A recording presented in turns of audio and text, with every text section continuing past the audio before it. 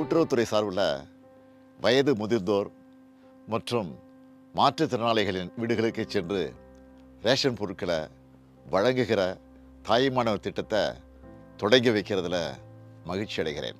Sir, இந்த ஸ்கீம்ல list இருக்கான்னு பாருங்க. எங்க பேரு தாய்மான ஸ்கீம்ல இருக்கு. அவங்க ஒரு 3 மாசமா நீங்க கொடுக்கல அப்படின்னு இருக்காங்க. கைவிடுமா?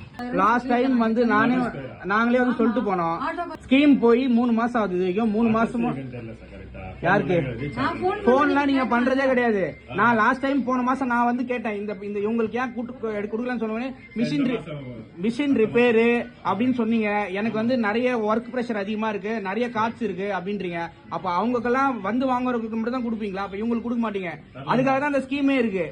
தாய்மானவர் ஸ்கீமே முடியாதவங்களுக்கு நீங்க வீட்டுல இருந்து கொடுக்கணும் தான் ஸ்கீம். நீங்க கொடுக்கறதே இல்லையே, 3 மாசமா கொடுக்கறது இல்லையே.